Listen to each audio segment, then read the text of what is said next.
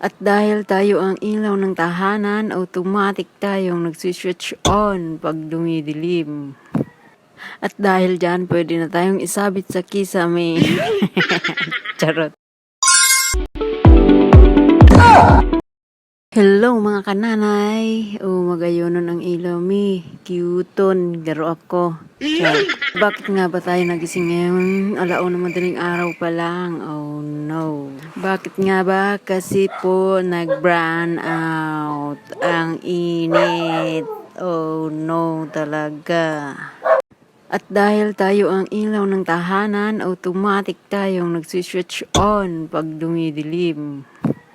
At dahil dyan, pwede na tayong isabit sa kisame. Charot. Ay, ano daw? Hindi ganon. Hindi pwede yon.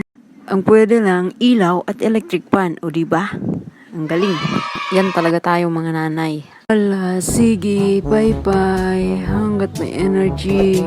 Pero, garumayo ka na bagang energy, manay. Ay, sus. Pero hindi ako pwedeng mawala ng energy. Kasi kawawa ang mag-ama ko.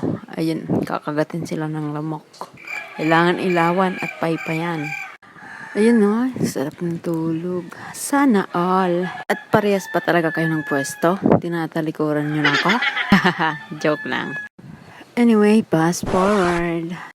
Matagal-tagal na rin ating pinaypais. Ito na, todo na to.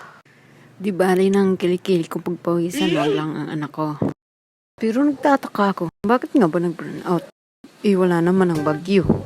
Yan ang bagyo, hindi nag-burn out. Ay, naku, wala nga kayo sa buhay nyo. Basta magpapaypay ako. At siguro nagtataka kayo, bakit yung unan yung pamaypay ko? Bakit nga ba? Wala kasi ako mahanap eh. Yan na lang nadampot ko. Total, hindi naman nag-uuna ng anak ko. Ay, napapaba na yung kwento ko. Hindi pa rin narating yung kuryente. Naantok na ako. Parang gusto ko na rin matulog. Yee! Sige na nga, bye-bye na. That's it for today's special. For tonight pala.